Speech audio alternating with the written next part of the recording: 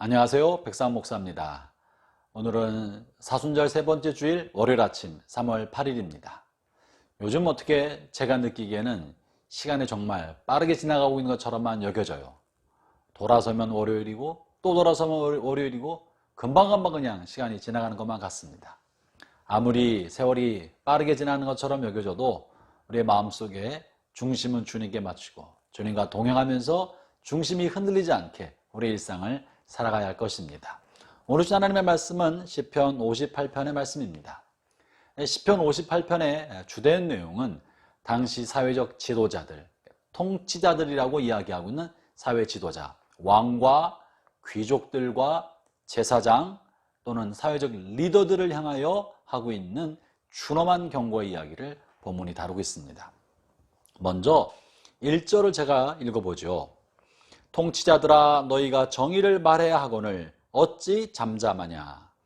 인자들아 너희가 올바르게 판결해야 하거늘 어찌 잠잠하냐. 본문에서 많은 학자들은 인자들아를 인자가 주어가 아니라 인자를 목적어로 대부분 해석하는 성경이 많이 있습니다. 목적어로 두고 해석하면 훨씬 더 본문이 부드럽게 흘러갑니다. 통치자들아 너희가 정의를 말해야 하거늘 어찌 잠잠하냐. 인자들을 너희가 올바르게 판결해야 하거늘 어찌 잠잠하냐. 통치자들에 관해 다루고 있는 내용인데 세상에 악이 많이 일어나고 부패와 부정, 불의가 사회를 좀먹고 있을 때에 통치자들이, 지도자들이 올바른 공의로운 판단을 해야 할 때 그 판단을 유보하고 있거나 자신의 사리사욕과 연관지어서 사사로운 욕심 때문에 억울하게 고통받는 사람의 억울함을 헤아리지 않고 판결을 굽게 하거나 침묵하고 있는 사회적 문제를 보면서 선지자들이 준엄한 심판의 이야기를 하고 있는 것입니다. 형제자매 여러분, 불의와 사회적 부정 앞에 통치자들의 침묵은 범죄입니다. 왜 그렇습니까? 하나님께서 지도자들에게 사회의 정의를 실현하고 공의를 집행하도록 권위를 주신 것입니다. 국가 공동체에는 행정부수반인 대통령과 장관, 또 입법기관에는 국회의원들, 사법기관에는 판사들, 또 경제기관에는 오너들과 사회적 지도자들을 두어서 각기 정의와 공의롭게 일을 행할 수 있도록 하나님이 그들에게 신분과 지위를 주신 겁니다. 가정 안에서는 가장인 아버지에게 그런 권위와 영향력을 준 것이고, 학교에서는 교사들에게, 교회에서는 목사에게 그런 영적 권위와 지휘력, 지도력을 주신 것입니다. 이 모든 것은 하나님이 세우신 사회 공동체, 이 사람들에게 올바른 정의와 공의를 행하여 억울한 사람이 없게 만들어주고 하나님의 사랑과 공의가 강물처럼 흐르는 공동체가 되게 하려는 하나님의 뜻인 거예요.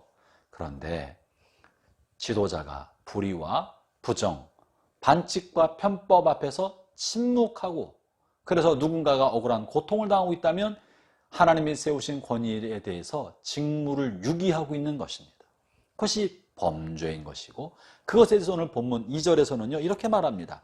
아직도 너희가 중심에 악을 행하며 땅에서 너희 손으로 폭력을 달아주는도다.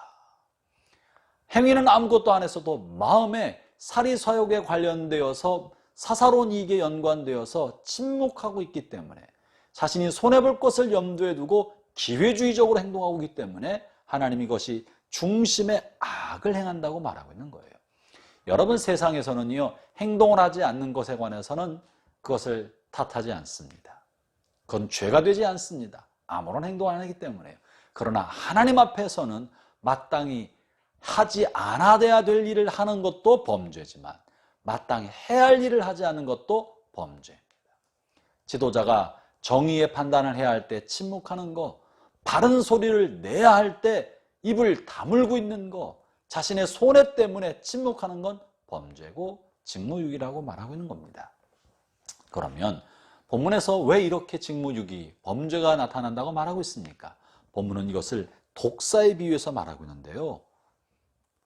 3절과 4절, 제 5절을 읽어보죠. 악인은 모태에서부터 멀어졌으며 나면서부터 곁길로 나아가 거짓을 말하는도다. 그들의 독은 뱀의 독 같으며 그들은 귀를 막은 귀머거리 독사 같으니 술사에 홀리는 소리도 듣지 않고 능숙한 술객의 요술도 따르지 아니하는 독사로다. 이 침묵하는 지도자, 다시 말하면 불의와 부정과 야합하는 사리사욕에 따라 올바른 판단을 하지 않는 지도자에 대해서 귀머거리 독사라고 말하고 했어요. 독사는 그 이빨에 독을 물고 있어서 상대방에게 치명적인 해를 주는 겁니다. 지도자가 올바른 공의의 집행을 하지 않으면 상대방과 권위 아래에 있는 사람에게 치명적 독을 행사하는데 왜 그렇다 말합니까? 마땅히 독사가 독사를 부리는 술객들의 피리 소리와 그들의 소리를 듣고 그대로 움직여야 되고, 독을 머금고 있는 독사의 행동을 술객의 피리 소리로 통제해야 되는데 귀가 먹은 거예요. 듣지 않는 거예요. 그래서 지멋대로 하고 있다는 것입니다. 다시 말하면 통치자들이, 지도자들이 하나님의 음성에 관하여 귀가 멀고 듣지 못하면 자기 멋대로 행동함으로 그의 권위가 타인에게 악으로 영향을 주어서 공동체에게 해악이 된다는 거예요. 귀먹은 독사처럼 심각한 문제에 독을 뿜어내는 존재가 된다는 것입니다. 사랑하는 형제자매 여러분, 여러분의 삶에서 여러분이 갖고 있는 모든 권위의 영향력이 하나님의 손에 통제받기를 축원합니다. 가정 안에서 가장이라고 해서 아내와 아이들에게 함부로 하면 안 됩니다. 부모라고 해서 아이들에게 함부로 하면 안 됩니다. 회사 오너나 회사의 간부라고 해서 부하 직원에게 함부로 하면 안 됩니다. 관공서에 근무하는 관료들이 뭔가 의사결정권을 가졌다고 함부로 하면 안 됩니다. 그것이 바로 독사의 독인 것이고, 하나님의 말씀과 진리와 성령의 통제받지 않는 그들은 귀머거리 독사가 되는 거예요. 더 놀라운 사실은요, 사실은 그 다음에 있습니다. 이 같은 시가 누가 지은 시입니까? 이 시는 다윗의 믹담시, 다윗의 교훈시라고 말합니다. 다윗이 이것을 얘기하고 있는 거예요. 다윗 자신도 통치자, 1절에 있는 통치자에 해당하지 않습니까? 어떻게 다윗이 자기를 향한 이 말을 할 수 있겠습니까?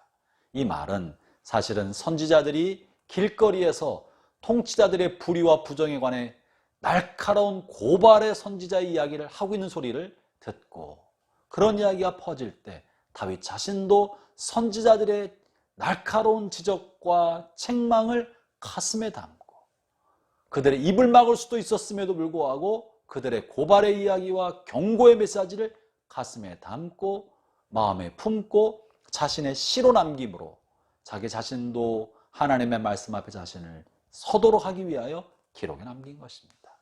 형제자매 여러분, 부하 직원이나 아랫사람이 여러분에게 여러분의 귀에 듣기 거스릴 만한 충고를 하거나, 또는 누군가로부터 거스릴 만한, 마음에 거스리는 충고를 들을 때 다윗이 거리에서 외치는 선지자들의 충고와 주상 같은 하나님의 말씀을 듣고 그들의 입을 막지 않고 오히려 그것을 가슴에 새기기 위하여 시로 남겼던 것처럼 겸손한 마음으로 조언을 들을 줄 알고 타인의 지적을 겸허한 마음으로 받아들일 줄 아는 다윗 같은 사람이 됩시다.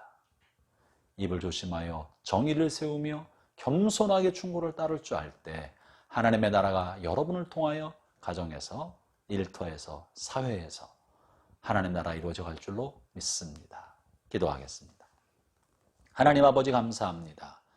연약하고 죄 많은 저희를 주께서 살리셔서 하나님의 자녀 삼아주시고 가정에서 가장이 되게 하시고 일터에서도 영향력 있는 지도자가 되게 하시며 우리의 삶에 영향력을 주는 통치자, 권위자로 세워주셨는데 겸손한 마음으로 하나님의 말씀에 귀를 기울여 천방지축하는 귀머거리 독사처럼 되지 않게 주옵소서. 예수님 이름으로 기도합니다. 아멘.